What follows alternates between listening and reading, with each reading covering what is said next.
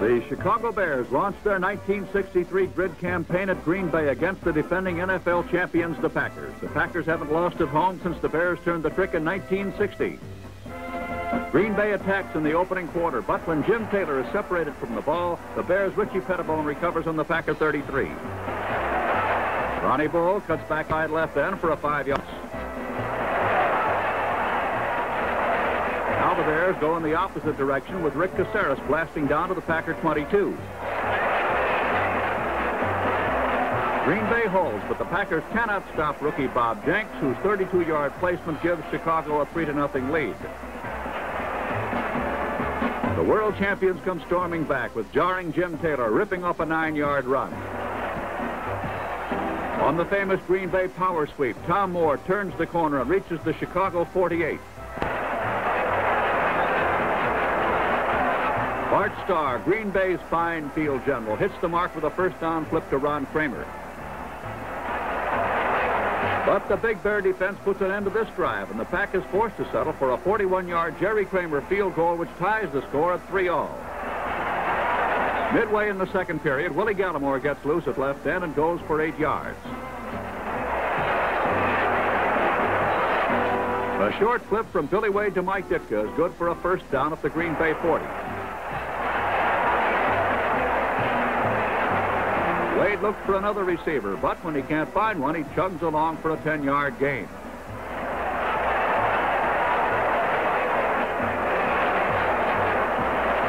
Again, it's Billy Wade back to throw, and again he alters the script. Billy makes tracks to the Packers 26.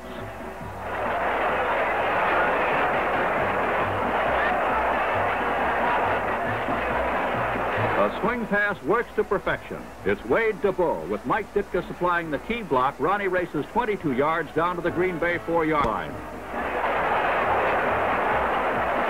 Actions on the snap. Green Bay's Henry Jordan recovers as the Packers preserve their 3-3 standoff. The Packers are bottled up in their own territory, though, and Jim Taylor can't do much about it. The mighty Bears show no mercy as they bury Tom Moore at the line of scrimmage. Unable to run, the Packers attempt to pass, but they're foiled again as a savage tackle by McRae jolts the ball from Boyd Dowler. The half ends with the Bears and Packers still tied at 3-3. In the third quarter, the Bears gain possession on a Rosie Taylor interception. Marconi begins a goalward march with a 9-yard gain. The Bears have seldom looked better. That's Wade throwing now. Bull receiving and running hard for 21 yards to the Packer 35.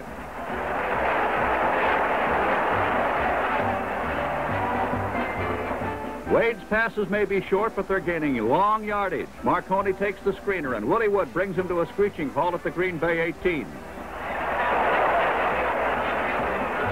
Today, Billy Wade is riddling the fabled Packer pass defense. Wade whistles the ball to tall John Farrington, and it's goal to go Chicago. Joe Marconi spins away from a roadblock line of scrimmage, and he's in for the touchdown that gives the Bears the lead 10-3. Green Bay attempts to rally, but Bart Starr is blitzed off his feet by red-dogging Larry Morris. Starr manages to get this pass away, but the results are disastrous. Dave Witzel comes in with a diving interception, and the Bears take possession again. Later, the Packers are on the prowl again, with Bart Starr throwing to Ron Kramer for a first down at the Green Bay 35.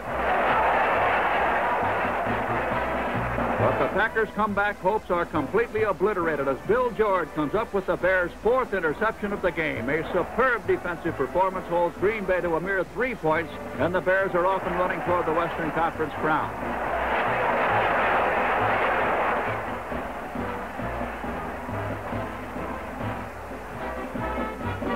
Game number 2 in the grueling 14-week NFL grind finds the Bears invading Minnesota's Metropolitan Stadium to tackle the improved Vikings of Norm Van Brocklin.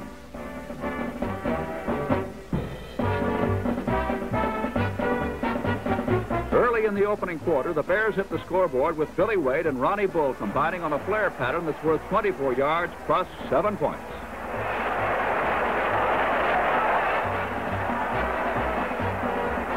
The Vikings tie it at 7-all, but the Bears come on with a rush that finds Wade throwing to Mike Ditka for a 36-yard touchdown to highlight a convincing 28-7 conquest by Chicago.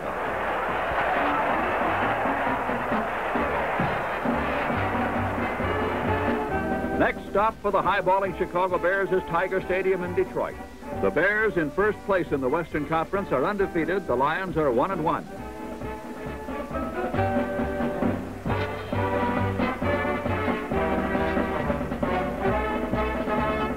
The Bears score on their first series of plays. Wade spears Angie Koya with a payoff pass, and Chicago leads by 7 points.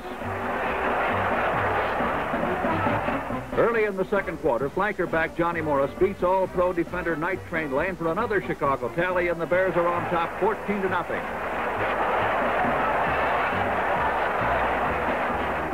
Chicago is dominating the game. It's Wade to Ditka for a third TD and a 21-point Bear bow. Detroit is forced to play catch-up football, and against the Bears, this is a dangerous game. Milt Plum's pass is plucked out of the air by Richie Pettibone. And Richie really does things in a big way as he gallops back 66 yards for the play of the day.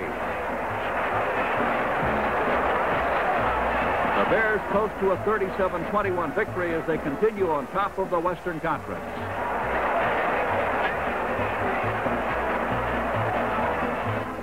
The league leaders open at home before a standing room crowd of some 49,000, and for the first time this season, they find themselves trailing as Jim Martin's field goal gives the Colts a 3-0 lead.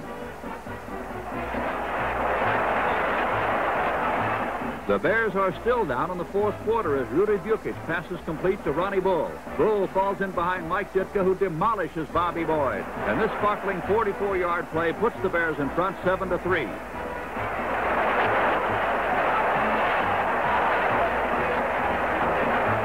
Roger LeClaire clinches the game with a 16-yard field goal to cap a come-from-behind 10-3 Chicago victory. Now the unbeaten Bears go west to Los Angeles in quest of their 5th consecutive victory. Late in the first quarter, the TD parade begins with Wade and Ditka combining for a 14-yarder, which gives Chicago the lead.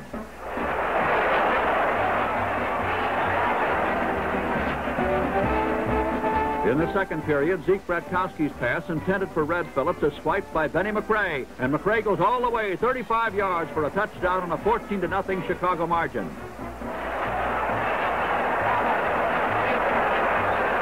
Following a Ram touchdown, the Bears bounce right back with Billy Wade and Mike Ditka the featured performers again. Ditka goes cartwheeling into the end zone as the Bears pull away from Los Angeles.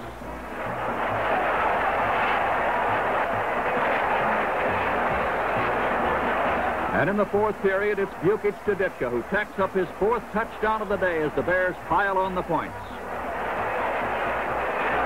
To close the scoring, Bukic hits Bo Farrington for the final touchdown. It's their finest offensive showing of the season. The Bears bury the Rams 52-14.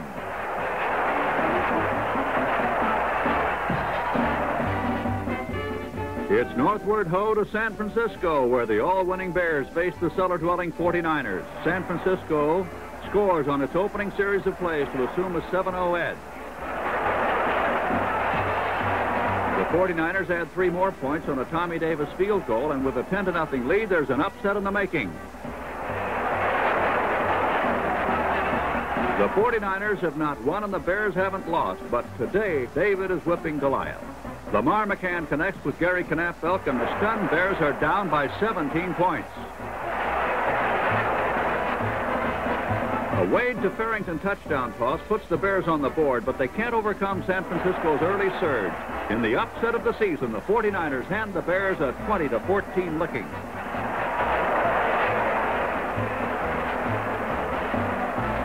Their perfect slate ruined, the Bears return to Wrigley Field to face their first interconference foe of the season, the Philadelphia Eagles.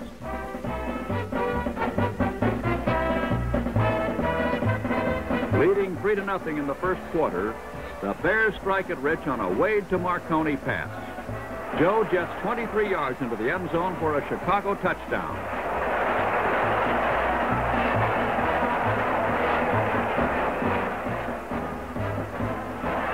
It's 10-7 in the third period, but Willie Gallimore changes that with a 7-yard bolt into the end zone.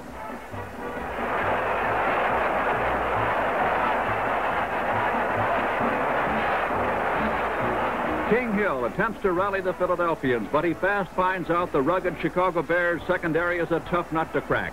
Dave Witzel intercepts to shoot down the Birds.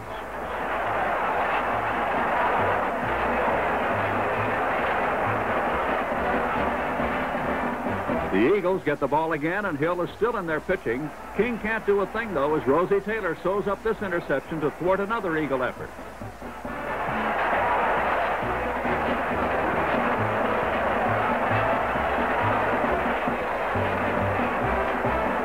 Hill tries again, but King gets knocked off his throne again when J.C. Caroline makes Chicago's third interception of the fourth quarter.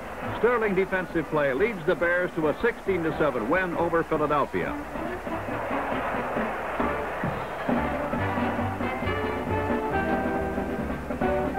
The Bears barge into Baltimore Memorial Stadium, where a packed house sits in stunned awe as the Hallis Hotshots hit heavy and hard. Wade flips to Marconi, who falls in behind Bull, Farrington, and Ditka. And before Baltimore can recover, Marconi jolts the Colts on a 63-yard gainer.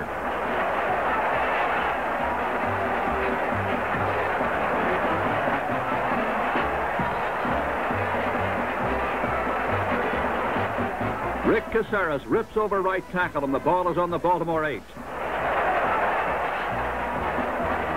Wade wedges his way into the end zone as Chicago leaps in front 7-0.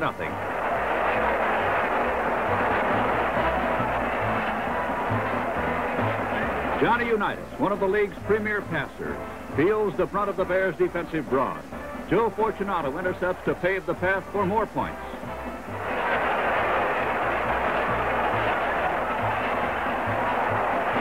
Wade lobs a short pass to Caceres. The Colts are caught holding, but that doesn't bother the Bears. Caceres scores, and it's Chicago 14, the Colts nothing. Roger LeClaire adds insurance points as the Bears down the Colts 17-7 to set the stage for their first place showdown with the Packers. Green Bay comes to Wrigley Field for its monumental meeting with the monsters of the Midway. First place is at stake, and this is 1963's top Western Conference attraction. Opposing coaches George Halas on the left and Vince Lombardi exchange greetings as their two great teams meet before an overflow crowd of some 49,000. Papa Bear George Halas pins his offensive hopes on the capable shoulders of quarterback Billy Wade. The Iron Man, Mike Ditka, is Wade's favorite receiver. When Billy has to pull the string on a long one, look for speedy Johnny Morris to be on the receiving end.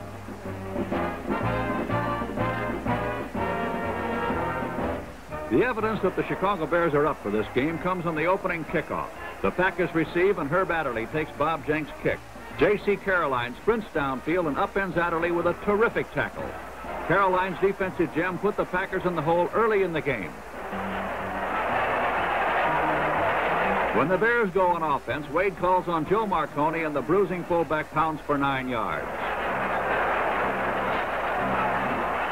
The Packer defense feels the sting of Willie Gallimore, who finds a hole inside left end and makes it to the Bear 45. Adjusting his offense to combat the defense, Billy Wade goes to the air. Mike Ditka has it, and it's a 16-yard gain. The call goes to Roger LeClaire, and his 29-yard field goal attempt is perfect. The Bears take a 3-0 lead after 5 minutes. Later in the first period, the Bears mount another offensive. That's Joe Marconi bursting up the middle for 7. Chicago is demonstrating perfect ball control. Willie Gallimore skips to a first down on the Packer 34. Now with 4th and 14, the Bears summon Roger LeClaire, and Roger is through with a mighty 46-yarder. It's Chicago 6, Green Bay nothing.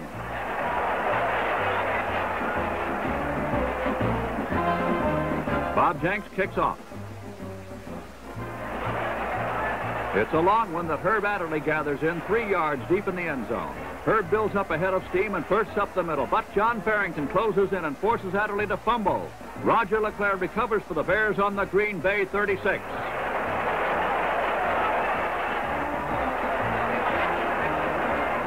The first play loses 5 yards, but Wade more than makes up for it on the next. Billy pegs to Angelo Coya for a 14-yard profit. Now watch this play closely. Perfect blocking opens a huge hole for Willie Gallimore, and the Will-O-the-Wisp is off on a touchdown tear that covers 27 yards. The Bears take a 13-0 lead at halftime.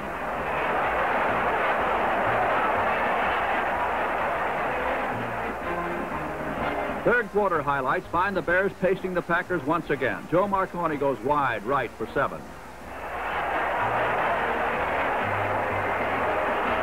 Billy Wade calls for a screen pass. He flips to Marconi, and Joe takes over from there. Marconi moves for 28 yards, and the Bears set up shop on the Packer 43.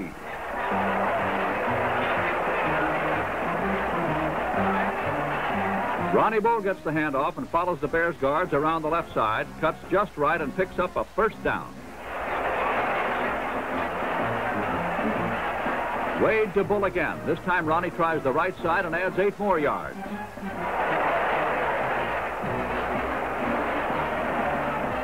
The Bears don't get a touchdown this trip, but LeClaire kicks his third field goal, and the Chicago lead swells to 16-0.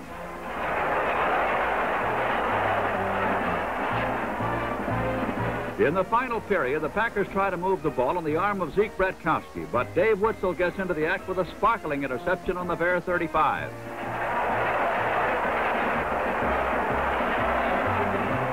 Witzel's outstanding interception leads to another 3 points as Roger LeClaire boots a 35-yard field goal. The score, Chicago 19, Green Bay nothing.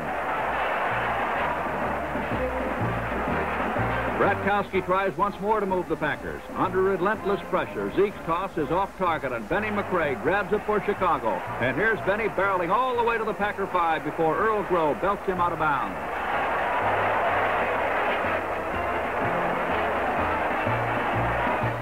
Billy Wade rolls out right, fakes a pass, and ducks into the end zone. In the closing minutes, Green Bay gets on the board with a touchdown, but it's not enough to overcome a superlative performance. Aided by 3 fumble recoveries and 5 interceptions, the Bears humble the Packers 26-7 to take first place in the West. Undisputed leaders of their conference, the Bears travel to Pittsburgh to tackle the Steelers. The Bears dispel any fear of a letdown as Billy Wade shocks the Steelers with a long pass in the opening period. John Farrington tucks it in, and this 54-yard play terminates on the Pittsburgh 1-yard line.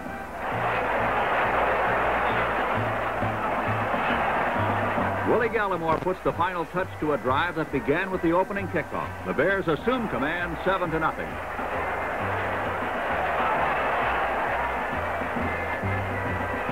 The Steelers tie it up, but the Bears come back with a roar. Wade pinpoints Ditka, and Chicago is 1 yard away from a score. Ronnie Bull goes in, and the Bears are on top 14-7.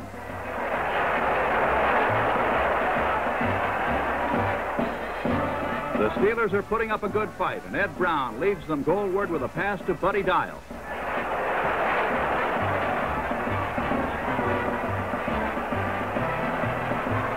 Looking for more time to get off his tosses, Brown throws from a spread formation. Roy Curry, rookie halfback from Jackson State, is waiting to accept the pass and races to a 31-yard touchdown. As the half ends, the score is all tied up 14 apiece.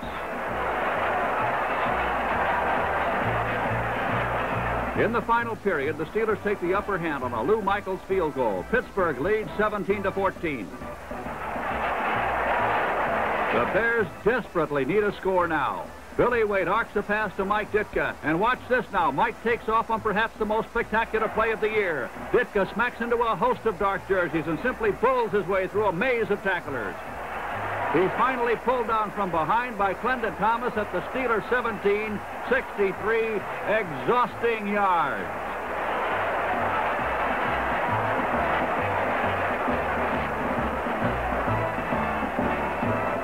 The fate of Chicago now rests with Roger LeClaire.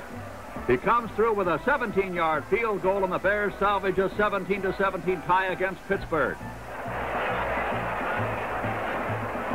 Every team is loaded for Bears, and the Minnesota Vikings are the latest to try to trap the Western Conference leaders. In the second quarter, Viking rookie Ron Vanderkellen spots Gordy Smith, and the play is worth 30 yards.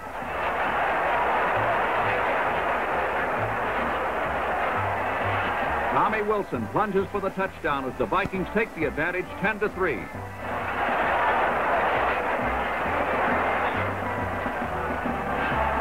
We're still in the second period. The Bear offense bogs down, and Bobby Joe Green punts out of danger. Minnesota's all-pro halfback Tommy Mason finds some daylight and sprints for 23 yards to the Viking 47.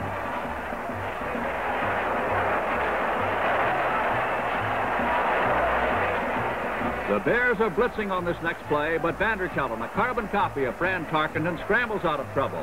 Ron throws on the run to Gordy Smith, and Gordy gouges the Bears on a 53-yard touchdown sprint. The surprising Vikings are on their way to an upset as they lead at halftime, 17-3.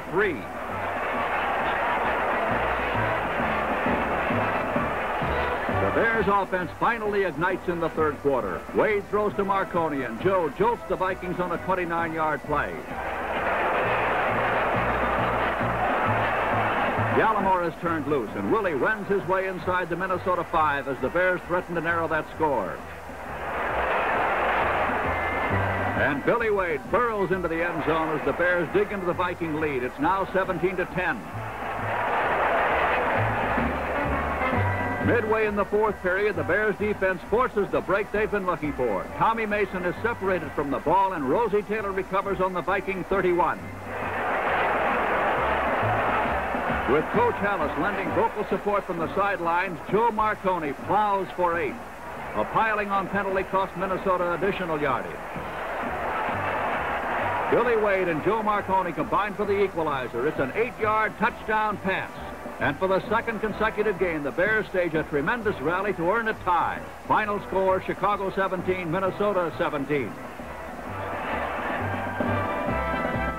The San Francisco 49ers, the only team to beat the Bears, are primed for another upset as they come to Wrigley Field. But the Bears are ready and waiting for the 49ers, and in the opening quarter, they forced Don Lisman to fumble. Ed O'Bradovich recovers for Chicago on the Bears 49.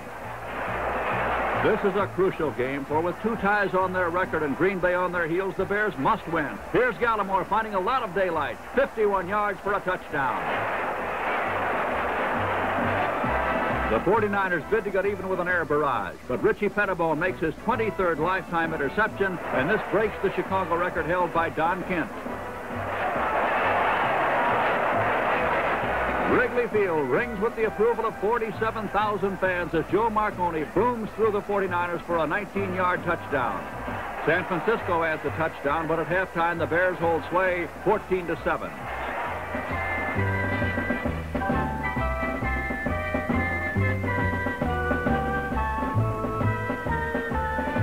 The Bears offense builds momentum in the third period as Billy Wade passes. John Farrington has it, and before the 49ers can catch him, Big John completes a beautiful 41-yard play to the 15-yard line. Wade, who ranks with the better running quarterbacks in the league, follows Marconi into the end zone, and the Bears have a touchdown. Chicago 21, San Francisco 7.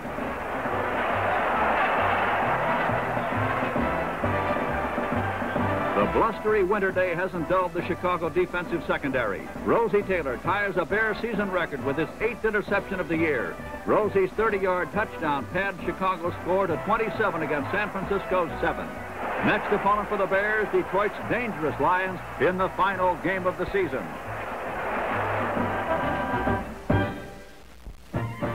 After 13 weeks of fierce competition, Wrigley Field is packed to the rafters, and rightly so, for the Bears must defeat or tie Detroit to win the NFL's Western Conference Championship. A Bear loss would give the title to the Packers. The Lions received the opening kickoff, but now they must punt. Earl Morrow booms the ball to the Chicago 22. Billy Martin takes it and eludes 4 Lions with one nifty move. Chicago blockers open the alley, and Martin makes his way down the sideline for 78 yards.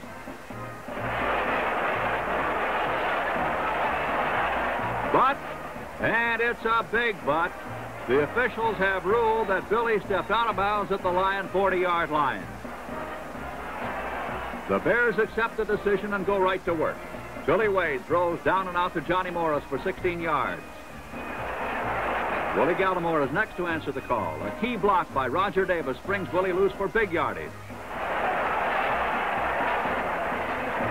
The Lions stole the drive, but there's no stopping Roger LeClaire, whose perfect placement gives the Bears a 3-0 edge. Late in the second period, the Hungry Lions hijack a Billy Wade pass. That's Larry Bargo showing his heels to the Chicagoans on a 42-yard scoring excursion. The Lions, who knocked Cleveland out of the Eastern race the previous week, lead the favored Bears 7-3 at halftime. In the third quarter, the Bears rebound, and here's a key play. Wade passes to Johnny Morris for a first down on the 38. The Lions try in vain to reach Wade, who hits Joe Marconi with a screen pass. Vicious tackling grounds Joe a yard short of a first down.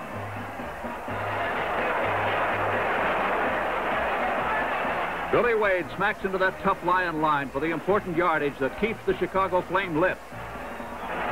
Now from his own 49, Wade spears Johnny Morris on a slant pattern. Johnny reverses his field, gets help from Mike Ditka, and it's a foot race to the end zone. Morris wins, and the Bears are back in front 10-7.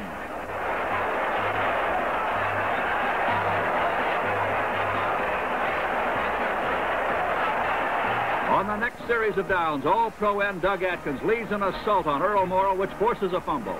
Stan Jones recovers on the Detroit 37 as that superb Chicago defense continues to dominate the game. Almost immediately, Wade comes back with that same slant pass to Morris, and it works for 17 yards this time to the Detroit 22. The Lions secondary is not at full strength. Wade is aware of this, and he's been passing more than usual with spectacular results. Ditka clutches this one for a Chicago touchdown. And with a 17-7 lead, the Bears can taste that title. Roger LeClaire kicks off to Tom Watkins, who fields the ball on the 5. As Tom follows his interference to the right, Larry Glick, the rookie member of the Bears bomb squad, lowers the boom on Watkins to end the period. Now the fourth quarter opens with Morrall passing to Gale Cogdill, who fights his way to a first down on the Lions' 30. The Bears put the heat on Mr. Morrall, but he manages to make a connection with Nick Pietrasante. It's another first down for the Lions, who aren't conceding anything. Morrall lays one on the line to Terry Barr, who almost loses the handle but hangs on for 6. The Chicago secondary finds trouble stopping the Morrall to Barr combination. Terry takes the ball away from Benny McRae for a first down on the Bears' 20. On a delayed handoff, Tommy Watkins breaks into the open, and it's goal to go for the Lions on the Chicago 4-yard line. On second down, Morrall looks for Terry Barr and finds him in the end zone. The pressure is tremendous now as the Lions narrow Chicago's lead to 17-14. Uh-oh, he's still holding on. The Bears need at least a tie to win the Western Division Championship. With 3 minutes and 22 seconds to play, the Lions work the delayed handoff to Watkins again. Tommy almost goes all the way, but Roosevelt Taylor and Benny McRae combine to check his flight. Now Detroit challenges the Bears with short passes. Morrall and Cogdill manage 5 yards on this play. The Lions are on the Bear 27. Doug Atkins doesn't let Darrell Sanders prevent him from ruining this pass play, but Chicago fans remain on the edges of their seats. The Lions have 2 more opportunities to score a touchdown. Benny McRae slices that to 1 as he breaks up a Morrall-to-Barr combination. On fourth down, Ed O'Bradovich deflects Morrall's pass as the Bears preserve their slim lead. Chicago fails to make a first down, and the Lions have the ball again on their own 33. 53 seconds remain. A now desperate Earl Morrall passes to Terry Barr. Benny McRae comes up and slams him to the ground. The Bears defense sets a new team record with 39 interceptions as Davey Wetzel makes his clutch interception and streaks 39 yards to make that final score 24-14 Bears. And for the first time since 1956, the Bears are the Western Conference kings. The NFL title game matches the immovable object, the Chicago Bears, against the irresistible force of the Eastern Conference champions, the New York Giants. It's the league's finest defensive team facing the top offensive team. Y.A. Tittle sparks the Giant assault in the very first quarter with a screen pass to Morrison. Joe eludes one tackler, but that's all. Benny McRae cuts him down at the Chicago 28. The Giants pry open a hole for Morrison, who explodes for 7 yards before the Bears bolt the door.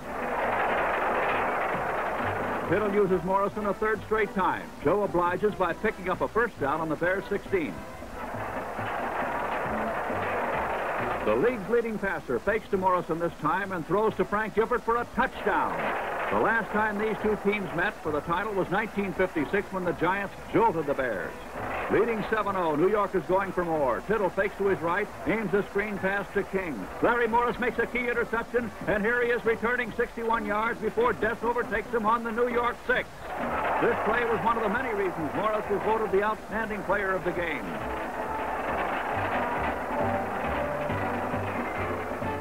Billy Wade feeds the football to Ronnie Bull, who cuts inside Ted Karras' block and gets to the 2.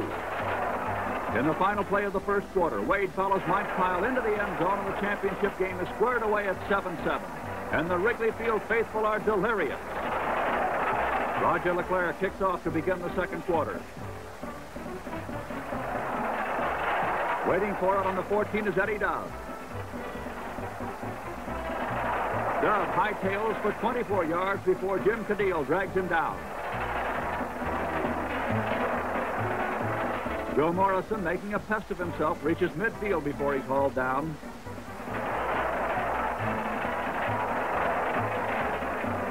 Y.A. finds Aaron Thomas in the open as Richie Pettibone gambles and loses on an attempted interception. The play is worth 36 yards, putting the Giants on the Bear 14.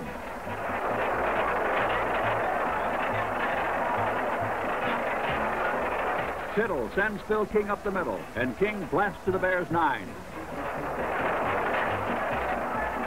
King batters his way to the Bear 5, but now the Chicago defense becomes as sturdy as the Rock of Gibraltar. The Giants are forced to go for a field goal. Don Chandler's kick is true from the 13. New York carries a 10-7 advantage into the third quarter. Roger LeClaire gets things started by kicking off to Hugh McElhenney at the 7. Hugh sidesteps J.C. Caroline and a host of other Bears as he tears for 47 yards. Roosevelt Taylor is the one Bear hurrying Hugh cannot avoid. The Bears have Tittle's downfield receivers under tight cover, and Y.A. goes to his safety valve, Joe Morrison. Morrison drops to a first down at the Bear 35. Tittle keeps plugging away with passes. It's in the air. Davey Witzel intercepts as once again the defense is responsible for turning the tide in Chicago's favor.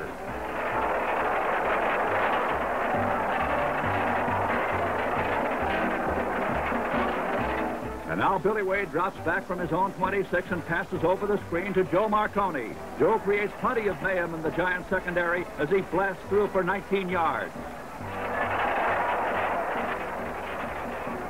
Wade sticks to a winning combination with the help of Joe Marconi. They click for 34 yards now as the Bears threaten from the Giant 21. When the drive stalls, Roger LeClaire attempts a field goal from the 28, but it's a bit wide, and the Giants cling to that slim 10-7 lead. Later, Tittle attempts to connect with Joe Morrison, but Ed O'Bradovich chalks up another important interception here, and the Bears are just 14 yards away from a score. Ronnie Bull is called on to try to sweep the end. Bull manages only a yard as Erich Barnes comes up quickly to make the tackle.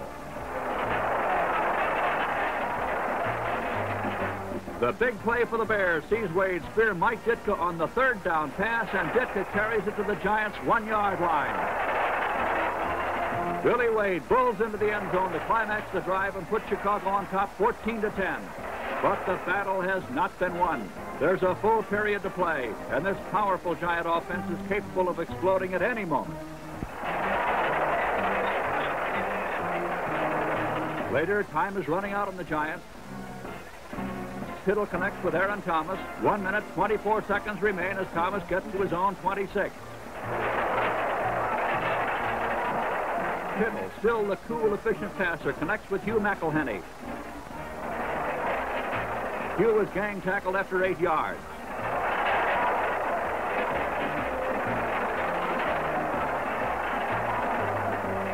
Tittle, a stickler for sticking with a play that worked, hits McElhenney for a first down at the 46. The Giants are on the march.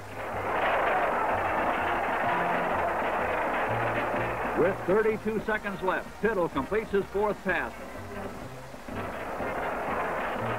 This one to Frank Gifford, who is stopped on the Bears' 39 by Benny McRae.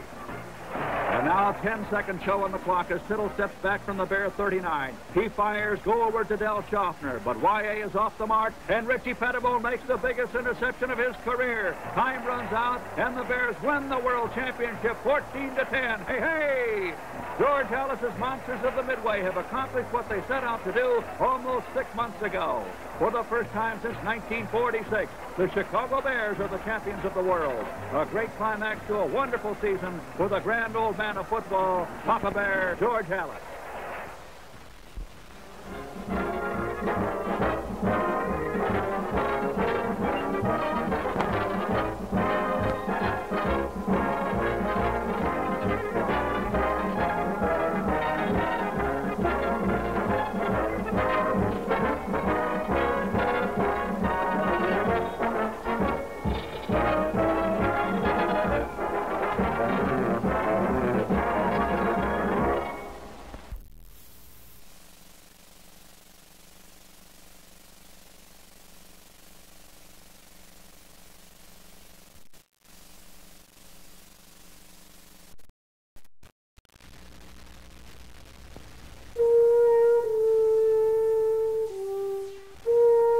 The time, dawn.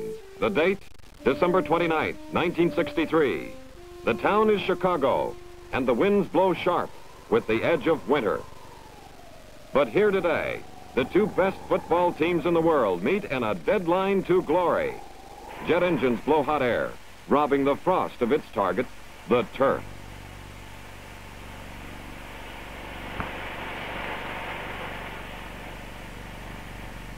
Even the pride of the Middle West, hay, has been used and must now be baled again and hauled back to the farm.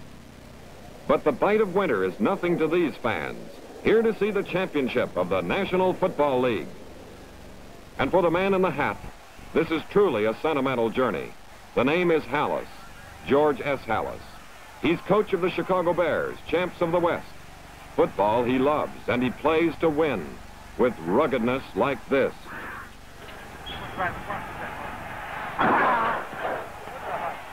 But to this man, the projection of the game is more than muscle and beef.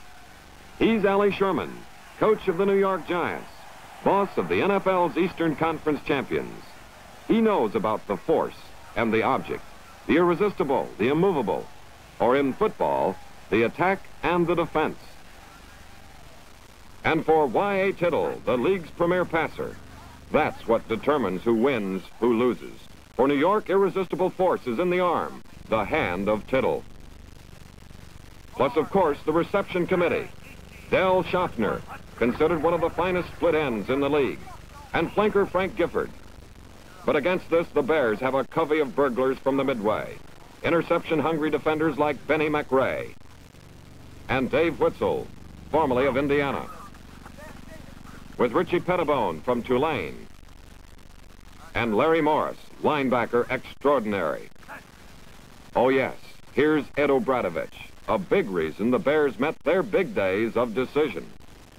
As Vince Lombardi, coach of the Green Bay Packers, discovered when the Bears muffled his offense and romped all over his men to win a climactic game in the Western Conference. With the offense running like this, Chicago put out the fire in Green Bay and earned the right to meet the winner of the Steelers-Giants game, where New York won its conference title with one man's hand, Gifford's. Here's the spectacular evidence. Pittsburgh never could come back after Gifford's grab.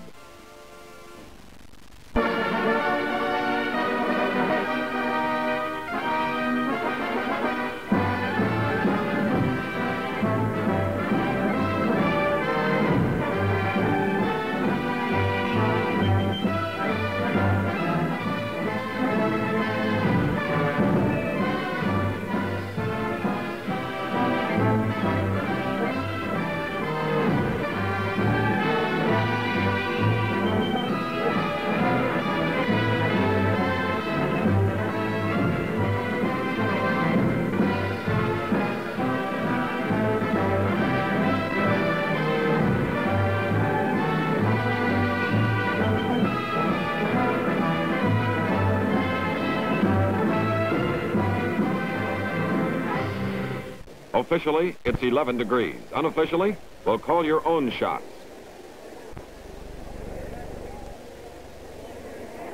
And let the tapping toes tell the tale. The Giants in white and the Bears in deep blue meet at midfield. The Bears win the choice. They'll receive, and the Giants trot out the big toe of Don Chandler.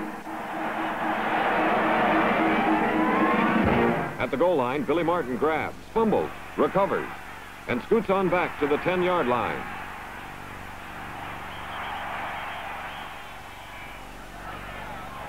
For quarterback Bill Wade from Vanderbilt, it's the circle route and a first down for the Bears.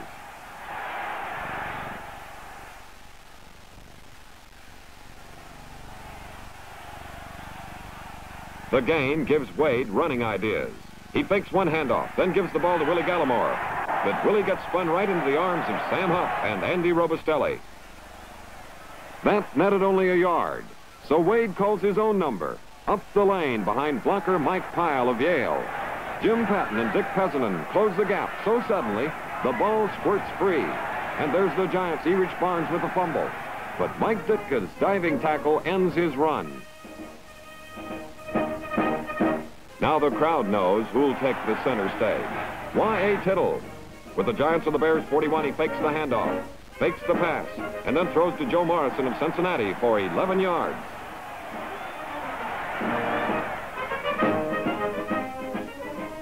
£200-pound Morrison gets another call, up the middle for 6 yards.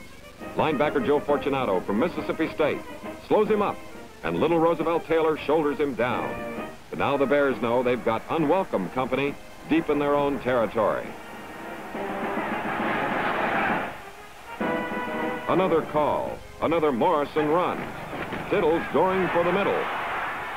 He catches the Bears looking in, and then Y finds Frank Gifford going out with a touchdown pass. For Giants rooters, that's perfection. And so is the kick that Chandler rides home to make the score Giants 7, Bears 0. After a mere 7 minutes of play, here's Chandler back at the tee for the kick that Ronnie Bull takes at the 4 and gets 14 yards before Dick Lynch sends him sprawling. Now it's catch-up football for Wade, who goes right to fullback Joe Marconi. Patton slips off a block to bring him down. But kick the Bears must. A 40-yarder by Bobby Joe Green from Florida. Eddie Dove goes down on one knee, and Mike Pyle, number 50, does a forward-backward-forward routine to make the tackle. It's Tittle time to discover the best defense in the league. Y shoots back, but from the right, linebacker Larry Morris comes in on a streamliner, and down goes Y.A.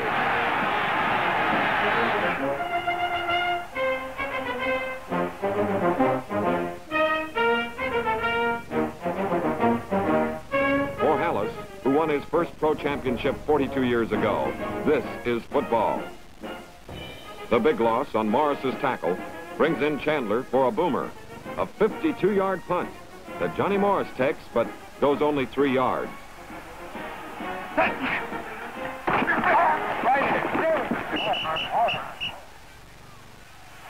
Bears ball, Wade signal, Gallimore's sweep, then Huff and Barnes, a fumble, and Pesanen swoops in to take it for the Giants. Y.A. comes back knocking. He finds his man, Schaffner. Dell catches 10 a year like this, but here's the one that got away.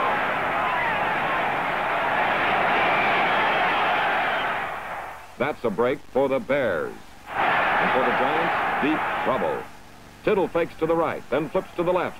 Only there's Larry Morris with the whole world spread in front of him. As Morris joked, the first 30 yards I wondered if they'd catch me. The last 30 I was afraid they wouldn't. And finally, Greg Larson and number 62, Darrell Dess, do the honors.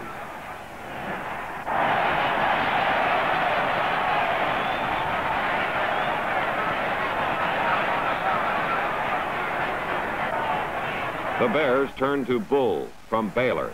Sam Huff wrestles him down.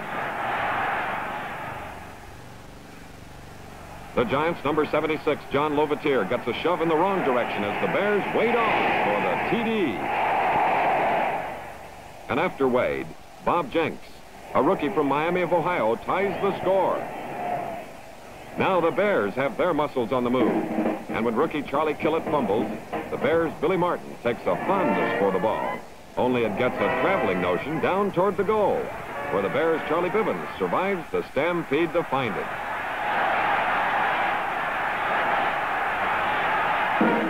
It's great until the Bears are called offside and must do it all over again. As the second period starts, Dub and the ball stay together for 24 good yards.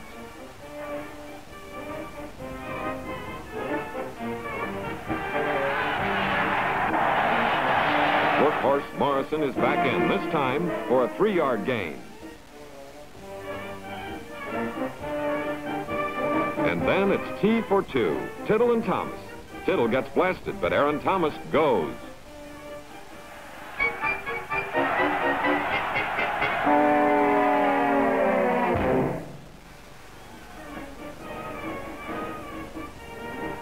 Other gains put the Giants on the Bear 3.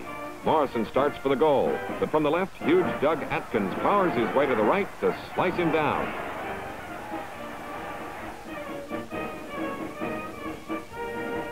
And here's more pursuit as galloping Obradovich charges from right to left.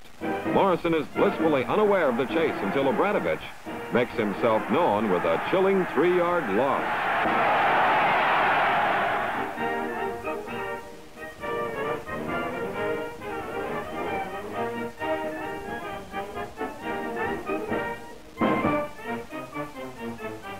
And chilled the Giants are. Having tried 2 power plays, Tittle sets up the Bears. He hopes for this. But Phil King and the ball get a quick divorce.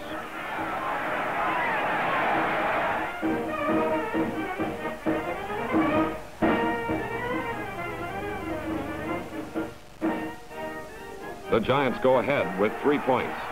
Chandler makes them with a field goal. Never mind, says Hallis. The goal line stand shows who's boss. We're back to the Bull and the Bears. Ronnie Bull, who clutches Chandler's kickoff, drops it, finds it, and after 10 yards gets dropped himself by Barnes.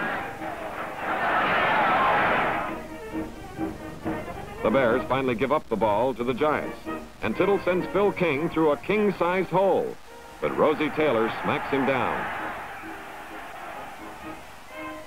Having found the door, Tittle lets King go back for another visit and another gain.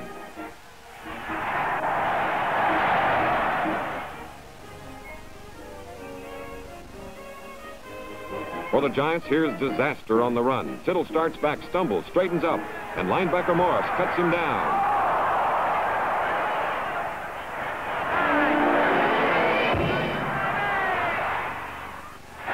Tittle needs help from Hugh McElhenney. For the Giants, this is a moment of dread. What the mainspring is to a watch, so is Tittle to New York. What a place for a rookie. Glenn Griffin, number 15, replaces Tittle and gets a rough baptism and an incomplete pass. Which brings on Chandler, but not Lady Luck. His field goal attempt from the 37 is a wobbler. And the Giants still have only a 3-point lead.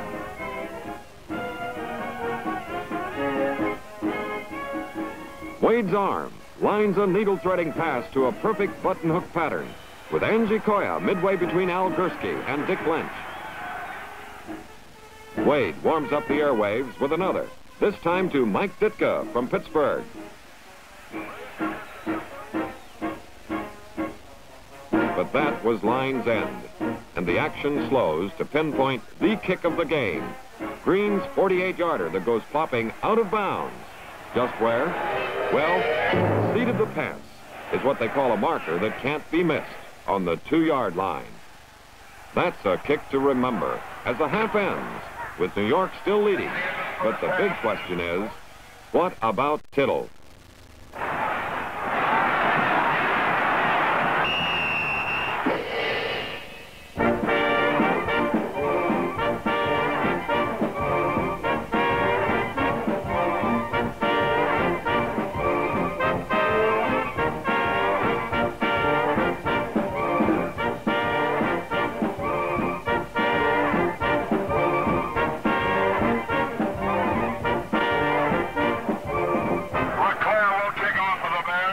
Roger LeClaire from Trinity College kicks off.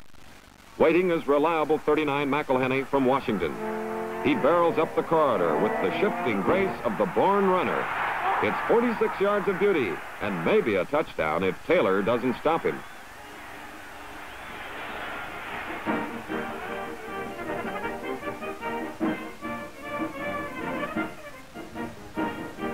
Tittle's back. Massive Atkins welcomes him, and such a welcome.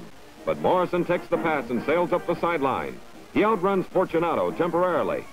Benny McRae joins in.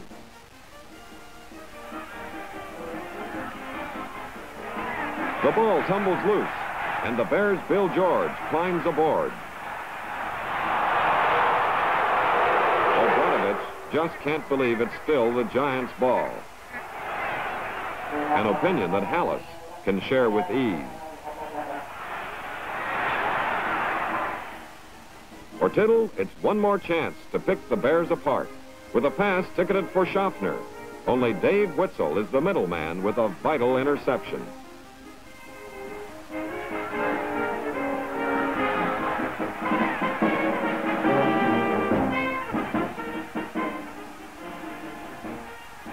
Wade finds Marconi of West Virginia ready and willing with a dazzling cut-and-go run for 19 yards.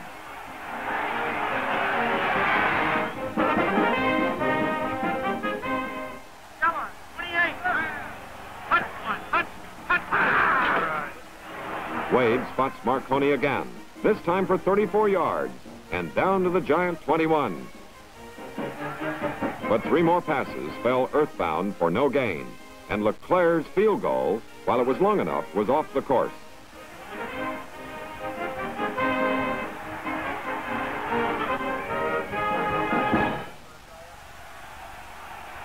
After swapping punts, the Giants come back on their 35. Tittle doesn't fool the Bears. There's Obranovich to bring it in.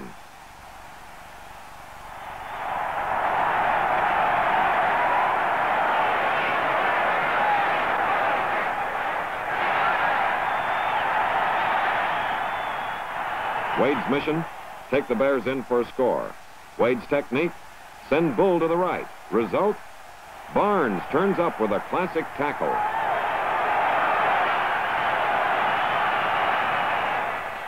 But Wade's looking, thinking, and counting.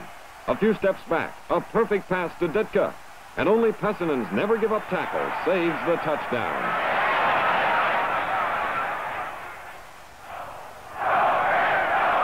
On the 1-yard line, it's Wade again. Center Mike Pyle drives up, and Wade's in for the touchdown that sends the Bears ahead.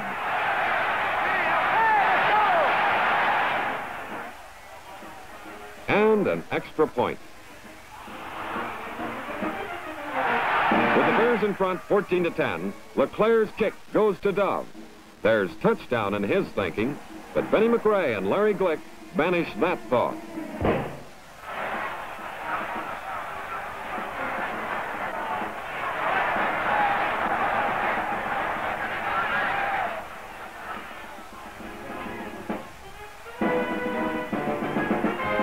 Morrison starts the Giants rolling with a bull-like sprint that goes 20 yards and then runs into a tailor-made tackle. There's your cold for you as Tittle tries again for Thomas.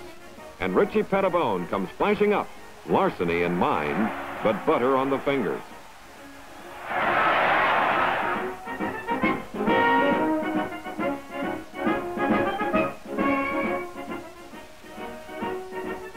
Number 33, Larry Morris, shakes a finger at the Giants.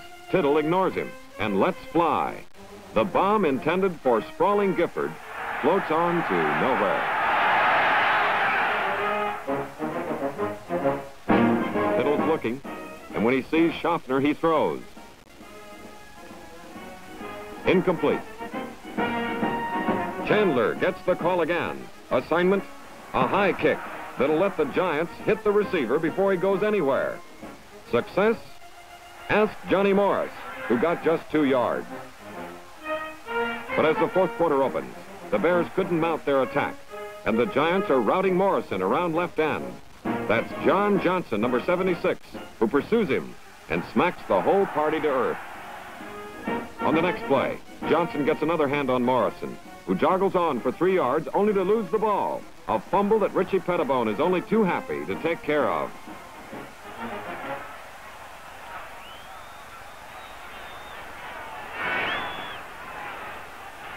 Now the Bears aim for ball possession. Bull steers for 7 yards, and Huff puts him down.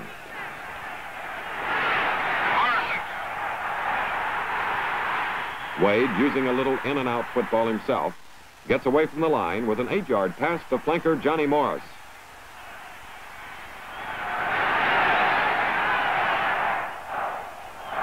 Bull, who's bread and butter for the Bears, slices himself another gain on the ground. But nobody does that forever against the Giants. Gursky and Robustelli see to that. LeClaire sets it up again from the 34. But that's the signal the Giants love. No good. That big number 76 Johnson just loves to bring down Morrison, and here he does it with all 6 feet 5 and 260 pounds.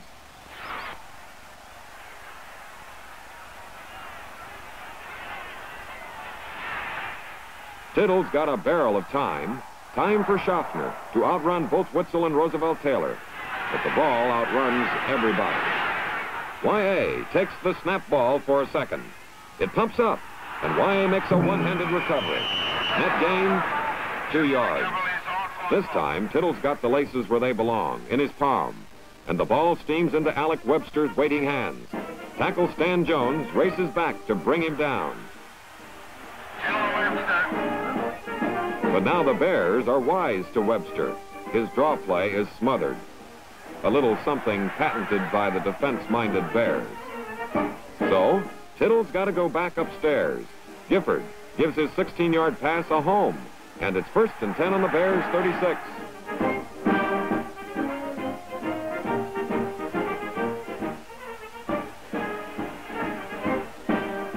Tittle has the field to explore. He's all alone. And so is Aaron Thomas. Linebacker Morris, the player of the game, comes ricocheting in. He hits Tittle. The pass flutters like a wounded duck. Gifford slips.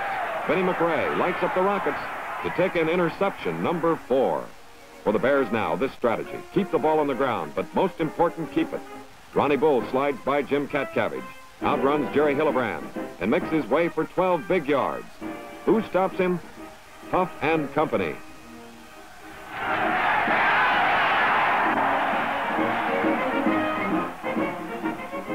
Bull goes back with that churning leg stride that eats up distance and time. Jim Patton jabs through to stop him with help. 120 seconds left. Time yet for another score. There's only one thing for the Bears to do here. It's 3rd down. They need the yardage. And Bull gives the push. Did he get it?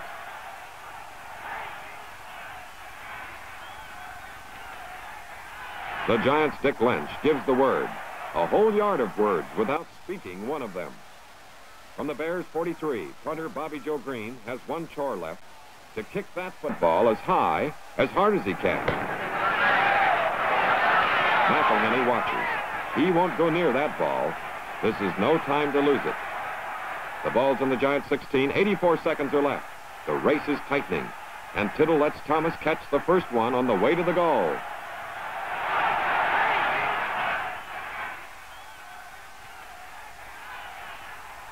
Shot number 2 out of the Tittle bag. A throw that picks up 8 more yards. But the timeouts are all gone for the Giants. Now only gamesmanship stops the clock. Time, 63 seconds. Can the Giants do it? Yes, says the Tittle-McElhenney team, with another 12-yard gain to the Giants' 46.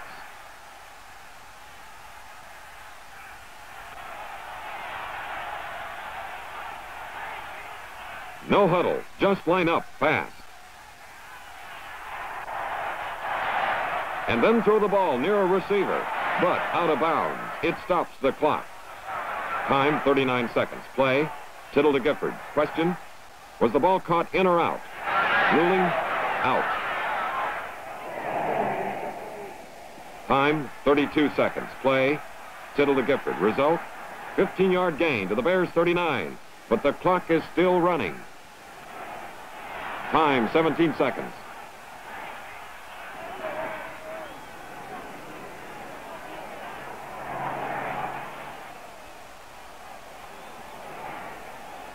Tittle passes out of bounds. The clock stops. Time, 10 seconds. It's shoot the works, go for broke. The last pass. Target, Schaffner. But it's Richie Pettibone coasting back, interception number 5. The best defense in the league has done it again and made the Bears the world champions by a score of 14-10.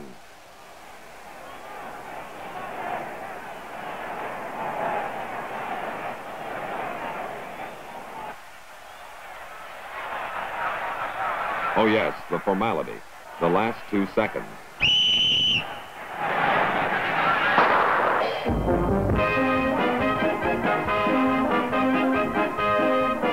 And so the end of 1963's sentimental journey for George Halas.